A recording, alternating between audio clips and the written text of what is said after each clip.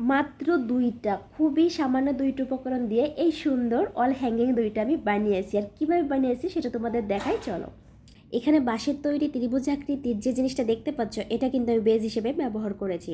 আর এটা বাজার থেকে দই কেনার পরে দইয়ের ভার রাখার জন্য কিন্তু ব্যবহার হয়। যখন দই কিনে আনবে তখন এই জিনিসটা দেয় ভার রাখার জন্য, যাতে ভারটা পড়ে না যায়। এরপর আমি ব্যবহার করেছি পাটের রশি। পাটের রশি বাঁশের সাথে খুব ভালোভাবে আমি পেঁচিয়ে নিয়েছি। এটা কিন্তু খুব ধীরে ধীরে শক্তভাবে পেঁচিয়ে নিতে হবে। আর পেঁচানোর শেষে দেখো, এটা দেখতে ঠিক এরকম হবে। আর এভাবেও কিন্তু বেশ ভালো লাগছে, কিন্তু না, একদমই আমি এভাবে রাখবো না। এটার উপর আমি একটু ডেকোরেশন করবো। আর ডেকোরেশন করার জন্য আমি আমার গুপ্তধনের বস্তাটা নিয়েছি।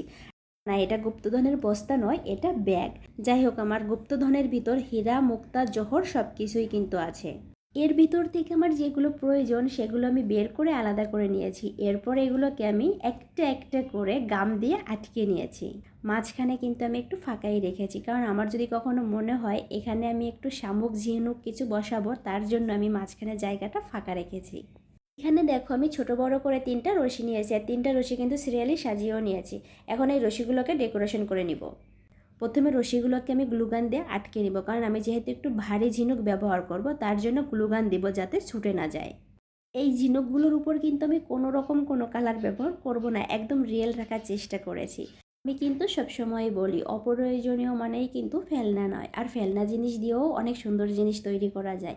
যেমন আমার এই অল হ্যাঙ্গিংটা, এটা কিন্তু অপ্রয়োজনীয় জিনিস দিয়েই তৈরি, যেটা তৈরি করতে আমার 1 টাকাও খরচ হয়নি। ঘরে থাকা টুকিটাকি জিনিস দিয়েই কিন্তু আমি এটা বানিয়ে নিয়েছি। আর এই হলো আমার অল হ্যাঙ্গিংয়ের ফাইনাল লুকটা। আর তোমরাই বলো এটা কেমন হয়েছে দেখতে। একটা নয়, দুইটা অল হ্যাঙ্গিং আমি বানিয়েছি। আর দেখো, ডিজাইন কিন্তু আমি একরকমই রেখেছি। ধন্যবাদ সবাইকে ভিডিওটা দেখার জন্য।